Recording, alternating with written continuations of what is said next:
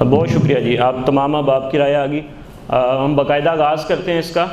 तो आज की इस प्रेजेंटेशन के बुनियादी तौर पे जो बेसिक हैं वो 3 पार्ट्स के अंदर ये डिवाइडेड है ना। What is a sales presentation, इसका दूसरा नाम सेल्स पिच भी है, इसको सेल पिच भी कहा जाता है ना। और सेकंड है कि crafting an impactful sales presentation, हम एक इम्पैक्टफुल सेल्स प्रेजेंटेशन जो है वो कैसे बना सकते हैं। और थर्ड पे फिर आती है उसकी डिलीवरी, कि डिलीवरी के दौरान जो है वो कौन कौन सी ऐसी चीज़ें हैं जिनका हमें ख्याल रखना होता है। अच्छा जी, ये साहिब-इन को कोई जानता है? एनीवन? वेखे वेखे लगते हैं, चलो पछाणन की कोशिश करो।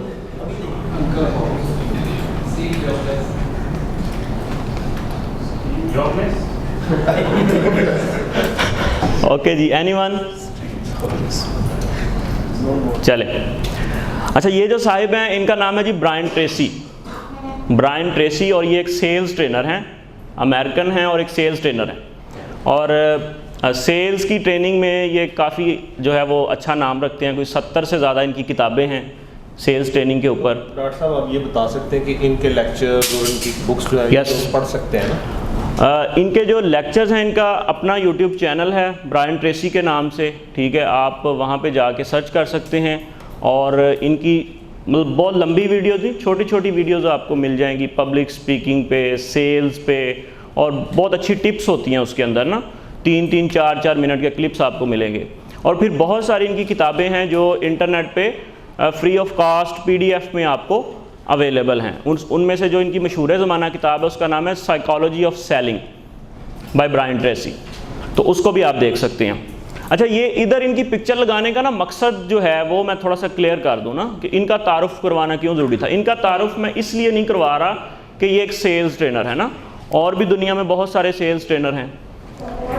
ये बंदा इट्सेल्फ एक मोटिवेशन है हम सब सेल्स प्रोफेशनल के लिए। वो कैसे?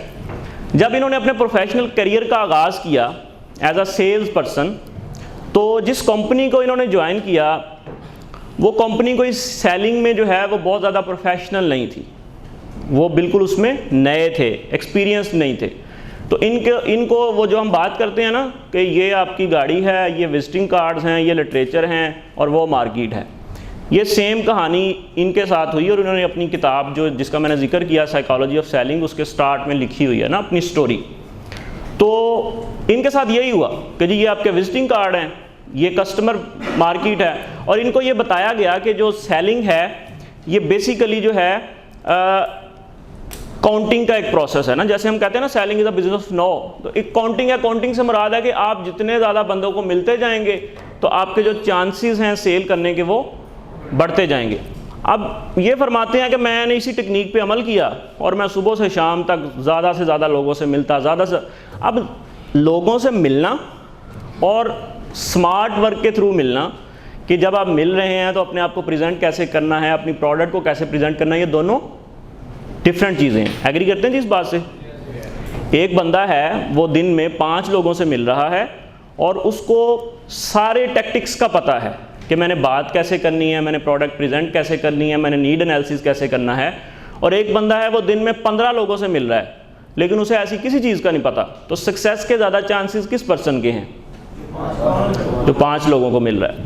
तो ये जो साहब हैं ये ऐसा ही कर रहे थे ना, लेकिन इन्हें कोई रिजल्ट जो है वो नहीं मिल रहा था। फिर इनकी कंपनी में एक सेल्स पर्सन आया और उसने आते ही जो है वो धूम मचा दी ना, मतलब वो टॉप सेल्स पर्सन बन गया इस कंपनी का। तो इन्होंने कहा यार क्यों ना मैं इस बंदे से पूछ लूं कि यार तुम्हारे पास ऐसी कौन सी जो है वो टेक्निक है जिससे तुम जो है वो आते ही दिनों के अंदर जो है वो टॉप सेल्स पर्सन बन गए हो। तो इन्होंने से कहा जी मुझे आपका टाइम चाहिए, आप मेरे साथ बैठें। अच्छा, इन्होंने साथ ये भी लिखा है कि वो बंदा बड़ा हम्बल था और बहुत ज़्यादा कोऑपरेटिव था और उसने मुझे बिल्कुल टाइम भी दिया और आगे जो उसकी सारी बात आ रही है वो मैं आपको बताता हूँ। अच्छा, बैठ गए तो इन्होंने अपना सवाल कर दिया कि जी आप यार मुझे बताओ कि आपके पास ऐसी कौन सी टेक्निक है जिससे आप चंद ही दिनों में जो है वो एक टॉप सेल्स पर्सन बन गए हो ना इस कंपनी के।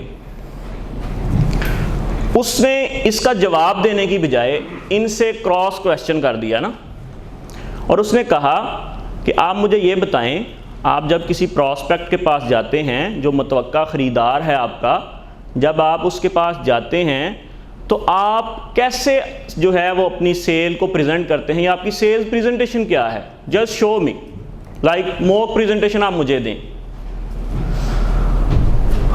ये साहब कहते हैं कि सेल्स प्रेजेंटेशन का जो लफ्ज़ है सर, वो मैंने उस दिन उस बंदे की ज़ुबान से सुना कि ये सेल्स प्रेजेंटेशन कोई चीज़ है, और इनको पता ही नहीं है कि सेल्स प्रेजेंटेशन क्या होती है। अब इन्होंने शर्मिंदगी से बचने के लिए इन्होंने कहा जी नहीं, आप ऐसा करें, आप पहले मुझे अपनी सेल्स प्रेजेंटेशन दिखाएं ना, तो फिर मैं आपको बताऊंगा कि मेरी सेल्स प्रेजेंटेशन क्या है।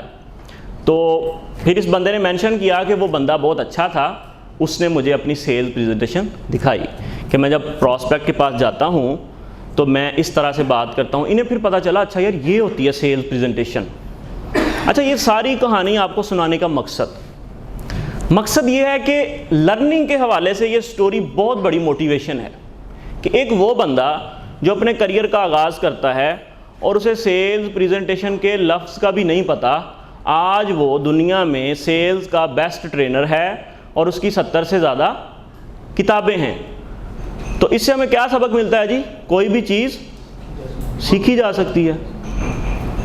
तो हम लोग ना जब किसी बंदे को देखते हैं ना जो ज़रा हमें नज़र आ रहा होता है यार इसकी परफॉर्मेंस अच्छी है, ये टैलेंटेड है, तो हम समझते हैं ये कोई और मखलूक है। हम कहीं ना कहीं पे सेल्फ पिटी का शिकार होते हैं ना, हम अपनी सलाहियतों को अंडर एस्टिमेट कर रहे होते हैं। इस हॉल में जितने लोग बैठे हैं, अल्लाह ने सबको एक जैसी सलाहियतें दी हैं। फ़र्क यहाँ पे आता है कि हम ये फ़ैसला कर लें कि हमने एक हमारे अंदर लर्निंग का पैशन होना चाहिए, बर्निंग डिज़ायर होनी चाहिए, जिसे कहते हैं ना फायर इन द बैली, कि आग होनी चाहिए आपके अंदर एक सीखने की कि यार मैंने अपने आप को इम्प्रूव करना है, मैंने एक अच्छा प्रोफेशनल बनना है। आप लोगों से मिलें, हम लोग क्या करते हैं, हमारा कहीं ना कहीं पे हमारी सोसाइटी जो है वो अनफॉर्चुनेटली बहुत ज़्यादा जजमेंटल है। हम चलते हुए बंदे में से ना जी 15 खामियां निकाल देते हैं, ये एम है, ठीक है। अच्छा, हम खूबियाँ नहीं लोगों की नोट करते, और जहाँ पे हम खूबियाँ देखते हैं उसको हम इग्नोर करते हैं। आप किसी बंदे की खूबी देखें तो आप कोशिश करें, आप ये इरादा करें कि यार ये मेरे अंदर भी होनी चाहिए, और अगर ये कर सकता है तो मैं भी कर सकता हूँ, और ये साहब अगर कर सकते हैं तो हम सब भी कर सकते हैं। ये कोई रॉकेट साइंस नहीं है, हम इसको सीख सकते हैं। लेकिन वो कैसे सीखेंगे, उसके लिए हमें थोड़ी सी एक्स्ट्रा एफर्ट करनी होगी। हम जो अपनी कन्वेंशनल वर्किंग कर रहे हैं, सुबह होती है, शाम होती है, यूं ही ज़िंदगी तमाम होती है, इससे हमें थोड़ा सा बाहर निकलना होगा तो, और हमें लर्निंग की तरफ आना होगा। तो ये साहब कहते हैं जी वो दिन था और आज का दिन है। अच्छा, इसके बाद ना इन्होंने पूछा भी कि यार ये तुमने सीखा है कहीं से? उसने कहा मैं जो पिछली कंपनी में था।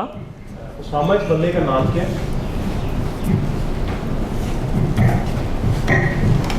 ये जो पिक्चर सामने लगाई गई, इस बंदे का नाम क्या है?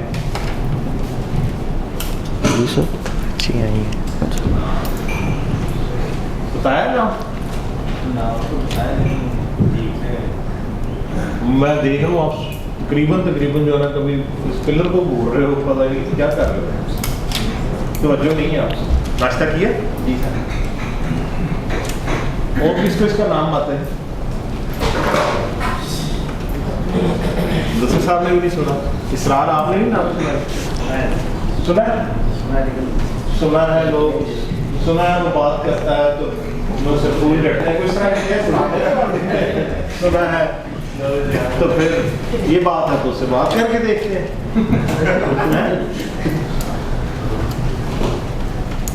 बख्तियार भाई, आपने सुना इसका नाम? सुना है। आगे कुछ ब्रायन ट्रेसी का नाम है यार, थोड़ा सा भाईजान, इतनी मेहनत से ये पूरी उसकी ब्रायन ट्रेसी की स्टोरी हम प्रेजेंट कर रहे हैं। TRACY, Brian Tracy. और आप, मेरी ये रिक्वेस्ट है कि यार अगर सेल्स में रहना है तो भाई इसके यूट्यूब के जो लेक्चर्स हैं वो ज़रूर आप देखें, इसके चैनल पे जाएं, ठीक है। कोशिश करके अगर कोई किताब मिलती है इसकी तो वो लेके पढ़ लें। Psychology of selling. इसका उर्दू में भी तर्जमा है ना मौजूद पाकिस्तानी मार्केट में, सेल्स की नफ्सियात के नाम से ना, नफ्सियात, ठीक है। तो उर्दू तर्जमा मैं ग्रुप में शेयर भी कर दूंगा। उसकी अगर कोई पीडीएफ डॉक्टर साहब अगर मिल जाए तो? हाँ, पीडीएफ इंग्लिश में तो अवेलेबल है, उर्दू में ढूंढनी पड़ेगी। तो मेरा ख्याल जो लोग उर्दू जिनके लिए इजी है तो हम उसकी भी कोशिश करके तो वो भी शेयर कर देंगे। लेकिन रिसोर्सेज अब देखें ना, यूट्यूब और गूगल एक पूरी दुनिया है सीखने के लिए, लेकिन हम कभी नहीं सीख सकते जब तक हम फैसला ना करें ना, जब तक हमारे अंदर वो तड़प लगन ना हो। हमारा लैपटॉप किताबों से भरा हो, लेकिन अगर सीखने की लगन नहीं है तो वो हमें कोई फ़ायदा नहीं दे सकती।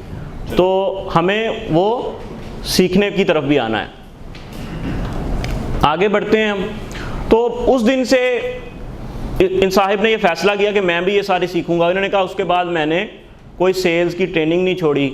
मैं जब ट्रैवलिंग में होता था तो मैं जनाब कानों में हैंड फ्री लगा के जो है डिफरेंट प्रोग्राम्स की ऑडियो सुनता था ना, तो हम भी अपनी गाड़ी के अंदर इस तरह की चीज़ें सुन सकते हैं। सेल्स प्रेजेंटेशन पे जाने से पहले आपको पता है कि सेल्स प्रेजेंटेशन सेल्स प्रोसेस का एक स्टेप है। कुछ स्टेप्स इससे पहले हैं और कुछ स्टेप इसके बाद आते हैं। तो मैं चाहूँगा कि हम एक दफ़ा सेल्स का जो प्रोसेस है उसको रिकॉल कर लें। तो हॉल में से कोई बंदा जो सेल्स का प्रोसेस बताना चाहे, कौन कौन से स्टेप्स हैं इसके? जी शादल साहब। ओके, अप्रोच है, प्रेजेंटेशन है, रिस्पॉन्स हैंडलिंग है और क्लोजिंग है और फॉलो। बिल्कुल ठीक है। अच्छा, इशादत साहब ने स्टेप्स बताए, इसमें एक स्टेप जो है वो कम है ना अभी, तो वो कोई बंदा पूरा करना चाहे। जी फुरकान साहब। जी बिल्कुल ठीक है। और कोई? जी फॉलो अप का उन्होंने बता दिया जी। और कोई? सॉरी, वो तो उसी के अंदर आएगा ना, जब हम प्रॉस्पेक्टिंग करेंगे तो प्रॉस्पेक्ट हमारे वेट्स भी हैं, सारी चीज़ें हैं उसमें। और जी जकी साहब आप बताना चाहेंगे? क्लोजिंग, स्टोरी, ओके जी। क्वेश्चन आफ्टर सेल सर्विसेज, सवालों के जवाबात। चलें जी, इसको ज़रा हम देख लेते हैं। तो बेसिकली सेल जो है इस 7 स्टेप प्रोसेस। सारे अच्छे से 22 स्टेप देख लो। नजमुल हसन जी सर, ये पिक्चर भी बनानी है, समझ ना भी खाली पिक्चर बनाने से ये मतलब नहीं लिया जाएगा कि आपको समझ आ रही है। ये जो सेल्स के स्टेप है ये मैंने इसी से लिए हैं ना, साइकोलॉजी ऑफ सेलिंग के अंदर जो स्टेप्स लिखे हुए हैं बाय ब्रायन ट्रेसी। तो ये अच्छा, पहला स्टेप क्या है जी? Prospecting and initial contact. सबसे पहले हम अपना मुतवक्का ख़रीदार उस मार्केट के अंदर देखते हैं जी, कौन कौन बंदा हमसे ये चीज़ ख़रीद सकता है। प्रॉस्पेक्टिंग तो सबको क्लियर है। अच्छा, प्रॉस्पेक्टिंग के ऊपर जो है वो मिर्ज़ा तारिक साहब का एक जो है वो 40-45 मिनट का DMG टेक चैनल पे एक लेक्चर पड़ा हुआ है ना। तो अगर प्रॉस्पेक्टिंग के स्टेप को हम समझना चाहते हैं तो वो हम उसमें सीख सकते हैं। उसके बाद है जी रेपो बिल्डिंग, कि आपने वो इनिशियल कॉन्टैक्ट भी आ जाता है, रेपो बिल्डिंग भी आ जाती है कि अगले से आपने अपना ताल्लुक़ बनाना। जाते ही तो हमने बात नहीं ना कर देनी होती, खुसूसन जब आपकी पहली मुलाकात है तो पहले आप थोड़ा सा उससे गुल मिल जाएं ना, उससे बात करें, हाल अहवाल पूछें, ठीक है, अपना तारुफ अच्छे तरीके से करवाएं। उसके बाद आप जो है वो उसकी तरफ आएँ, अपने अगले स्टेप्स की तरफ। अच्छा, जो शादल साहब ने स्टेप्स बताए थे उसमें एक ये स्टेप था नीड असेसमेंट, कि हम जब प्रॉस्पेक्टिंग हमने कर ली, इनिशियल कांटेक्ट हो गया, हम प्रॉस्पेक्ट के पास चले गए, तो सेल्स प्रेजेंटेशन से पहले हमने उसकी नीड असेस करनी होती है कि इसको ज़रूरत किस चीज़ की है। हो सकता है उसे ज़रूरत किसी और प्रोडक्ट की हो और हम अपना जो प्रेजेंटेशन उसे दे रहे हैं वो किसी, और ये चीज़ आप सब अब आपके एक्सपीरियंस में कई दफ़ा आई होगी। तो नीड असेसमेंट जो है वो अगला स्टेप है। अच्छा, उसके बाद आता है सेल्स प्रेजेंटेशन, जिस पे आज हम जो है वो सारी बात कर रहे हैं ना। ये चौथा स्टेप है। ये जो इससे स्टेप पहले हैं और बाद में हैं। अच्छा, इनके ऊपर जो है सेल्स प्रेजेंटेशन है, ये सारी चीज़ें हमारे यूट्यूब चैनल पे पहले पड़ी हैं ना। ये प्रॉस्पेक्टिंग, नीड असेसमेंट पे आज भी बात होगी, प्रॉस्पेक्टिंग आपको उधर से मिल जाएगा, हैंडलिंग ऑब्जेक्शन पे भी हम कुछ बात करेंगे, क्लोजिंग के ऊपर आप सब अब आपको असाइनमेंट्स भी हमने दी थी कि हम यूट्यूब चैनल पे क्लोजिंग के ऊपर डॉक्टर सद्दाम साहब की कुछ वीडियोस पड़ी हैं ना, तो वो सब लोग सुन के आएँ और जो है वो उसके ऊपर जो क्वेश्चन थे उनको लिख के लाएँ। तो मैं उम्मीद करता हूँ सब अब आप लेके आए होंगे और वो आज मुतलका TCM हजरात को जमा करवा दें। अच्छा, क्लोजिंग पे हम थोड़ा सा टच देंगे, बाकी इस पे मज़ीद आप पढ़ना चाहें मैंने किताब बता दी है, सुनना चाहें सद्दाम साहब के लेक्चर अवेलेबल हैं, और उसके बाद फिर follow up and repeat business. तो ये एक सेलिंग का प्रोसेस है जी, ये सबको क्लियर है? कोई बंदा रिपीट करना चाहेगा जी? शराफत साहब रिपीट कर देंगे इसको ज़रा। पहला है जी प्रोस्पेक्टिंग ठीक। एंड इनिशियल कांटेक्ट, ठीक है। सेकंड है rapport building, third need assessment, fourth sales presentation, handling objection, 6 closing है, और 7 आपके फॉलोइंग और रिपीट बिजनेस। बिल्कुल ठीक है। फलक शेर साहब क्लियर है जी? ये रिपीट कर दें ज़रा। पहला प्रोस्पेक्टिंग है और दूसरा रेपो बिल्डिंग है, नीड असेसमेंट है, और फिर सेल्स प्रेजेंटेशन है जिस पे आज हम बात कर रहे हैं। चले मैं इसको एक दफ़ा रिपीट कर देता हूँ। सबसे पहले हमारी प्रोस्पेक्टिंग थी। तो अगर आप इस तरह से रिपीट करें ना कि आपने एक नया कस्टमर बनाना है तो आपके वो प्रोसीजर कैसे कैसे उसके साथ मैंने वो बिल्कुल फिर ज़्यादा वो याद रहेगी बात। मैंने वो उसको पहले एक्सप्लेन किया, मैं दोबारा कर देता हूँ। सबसे पहले एक बंदा है, वो एक किसी भी ABC मार्केट के अंदर आया है। सबसे पहला काम वो क्या करेगा? सबसे पहले तो वो प्रोस्पेक्टिंग अपनी मुकम्मल करेगा। वो बंदे ढूंढेगा जी इस एरिया के अंदर फार्मर्स कौन हैं, वेट्स कौन हैं, उनकी सबकी लिस्ट बनाएगा और फिर उन्हें जो है वो अप्रोच करेगा। अप्रोच करने के बाद हम अगला स्टेप क्या है? रेपो बिल्डिंग की सिंपल लफ्ज़ों में आप कह लें जी ताल्लुक बनाना है ना अगले बंदे से, ठीक है? अपना तारुफ करना, उससे उसका हाल अहवाल पूछना, उससे एक कनेक्शन बिल्ड करना। ठीक हो गया जी? पहला स्टेप बंदे ढूंढे, अगला स्टेप उनसे हमने ताल्लुक बनाया, कनेक्शन बिल्ड किया। तीसरे स्टेप पे फिर हमने ये देखना है कि वो बंदा हमसे क्या चीज़ ले सकता है, कौन सी हमारी सर्विसेज हैं, प्रोडक्ट्स हैं जो उसकी नीड हैं, उसकी नीड का एनालिसिस करना, नीड को असेस करना। जब हम नीड असेस कर चुके, उसके बाद हमने जो हमारे पास जो सोल्यूशन मौजूद है उसको प्रेजेंट करना है। और वो कैसे प्रेजेंट करना है इस पे हम आज बात कर रहे हैं। जब हमने वो सोल्यूशन प्रेजेंट कर दिया तो डेफिनेटली जब आप कोई सोल्यूशन प्रेजेंट करेंगे तो उसके कुछ क्वेश्चंस होंगे, कुछ ऑब्जेक्शंस होंगे, तो उनको हमने हैंडल करना है, उसके जवाब देने हैं और फिर हमने क्लोजिंग करनी है। क्लोजिंग से क्या मुराद है जी? कि हमने जो है वो सेल कॉल जो हमने की है उस ऑर्डर को मैच्योर करवाना है, ठीक है? हमने वो डील डन की तरफ लेके जानी है ना। और क्लोजिंग के ऊपर जो है वो लेक्चर्स अवेलेबल हैं, इसकी काफ़ी सारी टेक्निक्स हैं, तो वो आप YouTube से सुन सकते हैं। और आखिरी स्टेप फिर क्या होता है हमारा? हम फॉलो अप लेते हैं और रिपीट बिजनेस आता है। आदिल साहब ये लाइट ऊपर वाली ये वाली ऑफ कर दें। स्क्रीन के ऊपर जो लाइट पड़ रही है इसको।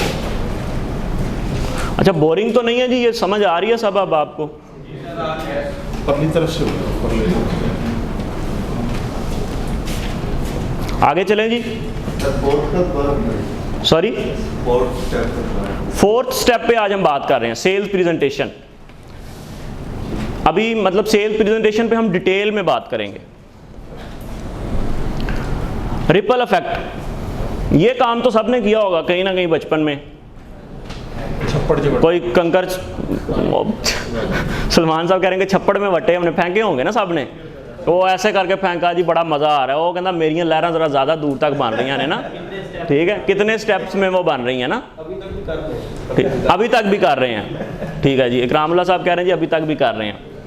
तो अच्छा, ये रिपल इफेक्ट की ना पूरी एक साइंस है। स्पीकिंग में, प्रेजेंटेशन में इसको रिलेट किया जाता है। अच्छा, इसको कैसे रिलेट किया जाता है? इसको रिलेट इस तरह से किया जाता है कि जैसे एक छोटा सा कंकर एक दरिया के अंदर जब हम फेंकते हैं या एक नदी के अंदर जब हम फेंकते हैं तो वो बहुत बड़ा इम्पैक्ट क्रिएट करता है। इम्पैक्ट ज़्यादा होता है ना जी उसका। कंकर छोटा है और वो पूरे जो तालाब के अंदर जो है वो एक हलचल मचा देता है। इसी तरह से आपकी जो प्रेजेंटेशन है ये इतना इंपॉर्टेंट स्टेप है कि इसका इम्पैक्ट जो है वो बहुत ज़्यादा है आपके लिए, आपकी कंपनी के लिए और इवन आपका जो प्रॉस्पेक्ट है उसके लिए। इसकी सिंपल ऐसे मिसाल है कि जो वो कंकर हम फेंक रहे हैं ना जी, वो हमारी प्रेजेंटेशन है। समझ आ रही है जी? Yes. और वो जो तालाब है, वो जो जिसमें हम चीज़ वो फेंक रहे हैं, वो क्या है? हमारा प्रॉस्पेक्ट है, कस्टमर है, क्लाइंट है। और उससे जो वो रिपल्स बन रहे हैं, वो जो लहरें बन रही हैं, वो क्या है? वो रास्ता है, वो चीज़ है जो वो इम्पैक्ट क्रिएट करने जा रहा है। Way in which your presentation impact your client. तो इसलिए इसकी इतनी ज़्यादा इंपॉर्टेंस है। ये सिर्फ इसलिए ऐड किया गया कि सेल्स प्रेजेंटेशन एक बहुत ही इंपॉर्टेंट स्टेप है सेल्स के प्रोसेस का।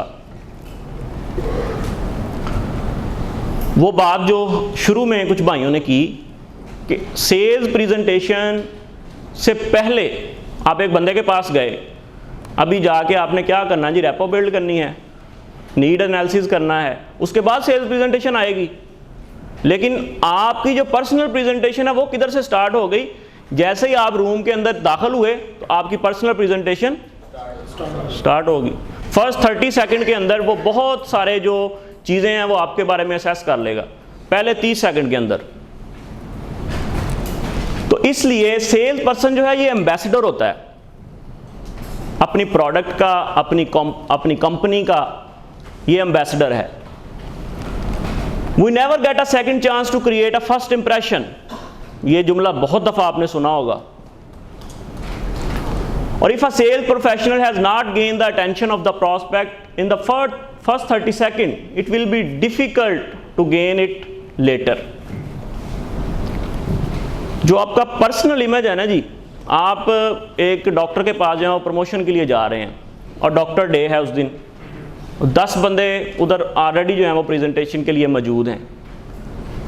आप क्राउड में डिफरेंट कैसे दिखेंगे अपनी पर्सनल प्रेजेंटेशन की वजह से? 10 बंदे कमरे में बैठे हैं, डॉक्टर साहब भी बैठे हैं, और एक बंदा दरवाज़ा खोलता है, उसकी बहुत अच्छी ड्रेसिंग है, उसका प्रोफेशनल हेयर कट है, डिटेलिंग बैग उसका बड़ा बेहतरीन है।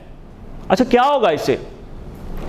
सिर्फ एक तो जितने आपके कंपेटिटर उधर बैठे हैं उनकी साइकोलॉजी पे इसका बहुत ज़्यादा इफेक्ट जाएगा।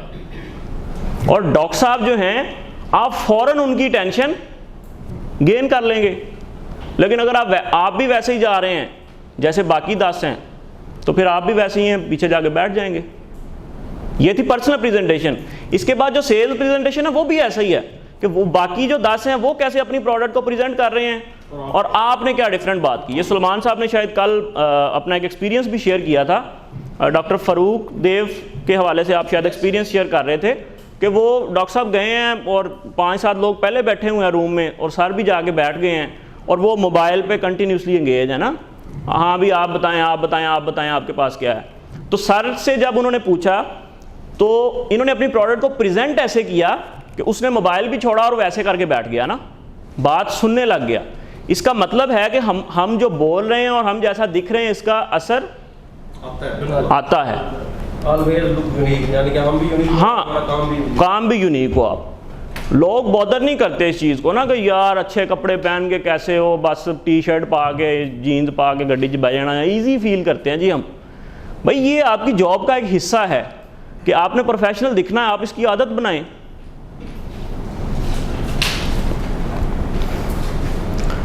अच्छा, उसमें जो आपकी पर्सनैलिटी है ना, उसका एक आंसर है आपकी पर्सनल हाइजीन। इसका ख्याल रखना बहुत ज़रूरी है। शुरू में मशीद साहब ने बात की थी। डॉक्टर साहब, इसका ताल्लुक महंगे कपड़ों से है? महंगे कपड़े हो, महंगे जूते? बिल्कुल नहीं है सर, सभी लोग सब डेली मतलब नहाते हैं, सारी चीज़ें करते हैं, तो इसको थोड़ा अच्छे तरीके से हमने करना है ना। आपकी जो हेयर हैं, आपकी जो दाढ़ी शरीफ है, उसकी अगर किसी ने रखी है तो वो प्रॉपर उसकी ट्रिमिंग हो। अगर कोई शेव करता है तो वो डेली शेव कर ले, और जो डेली शेव भी करते हैं वो अच्छे तरीके से उसको शेव करें ना। मतलब कुछ लोग शेव करते हैं तो वो कुछ बाल रह जाते हैं, कई जगह पे शेव हुई होती है। अगर कोई बंदा क्रीम लगाता है तो वो उसे ही पता होना चाहिए ना कि उसने क्रीम लगाई है, ठीक है। तो बाहर वालों को ना पता चले ना, जब बंदा बाहर आता है वो इत्थे भी लगी है, इत्थे भी लगी है ना, ठीक है। फिर पता क्यों लगे क्रीम है? ये बात भी ठीक है ना सर, वो खुशबू से भी पता चल जाएगा ना। तो इसलिए ये छोटी छोटी चीज़ें हैं, लेकिन इनका यकीन करें बहुत बड़ा इम्पैक्ट है। मैं ये उस दिन मैनेजर वाली मीटिंग में ग्रूमिंग के ऊपर एक टॉपिक था, उस पर बात कर रहा था।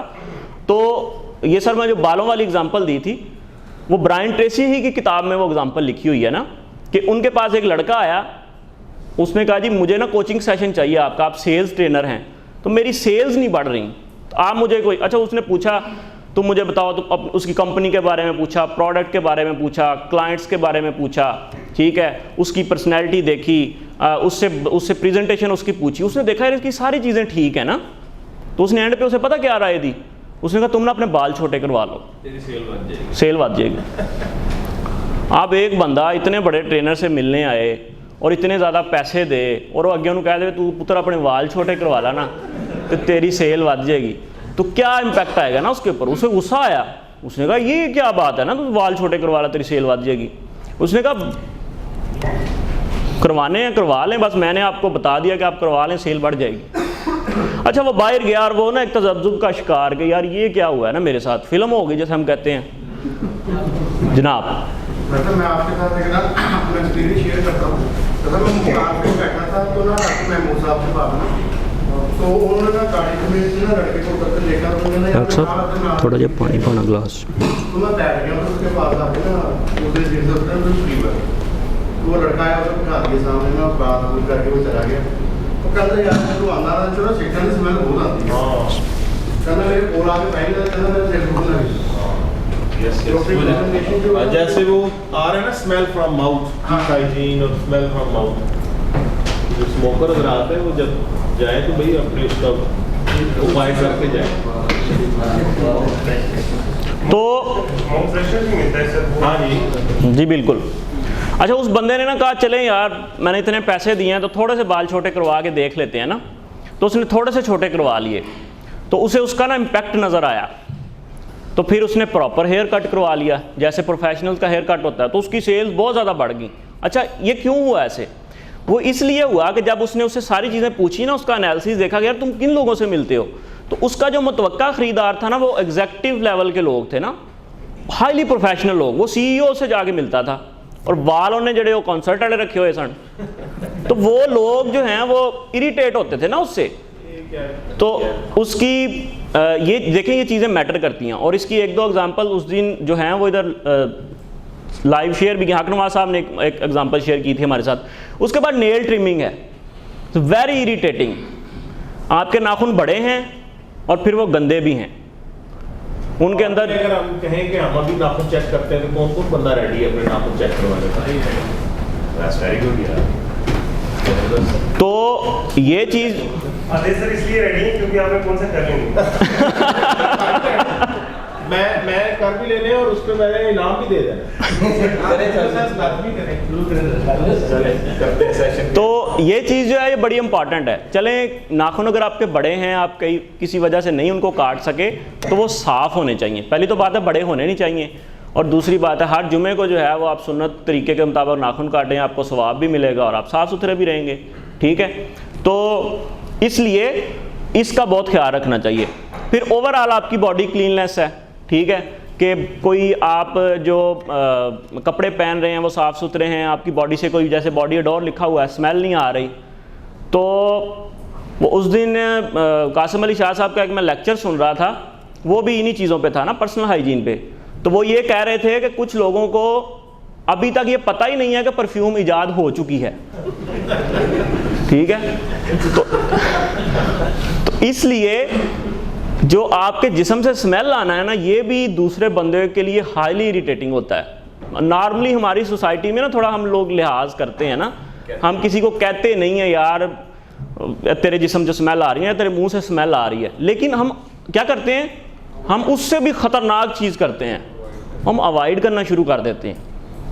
आप किसी बंदे के पास जा रहे हैं और अगर आप में कोई ऐसी चीज़ है, वो बंदा आपसे अवॉइड करना शुरू कर देगा, अगली दफ़ा टाइम लेंगे वो कहेगा यार वो एंजे मतलब कोशिश करेगा वो हर, हमारे पास एग्जांपल भी आ गई ना, शेख साहब ने अभी शेयर की, ठीक।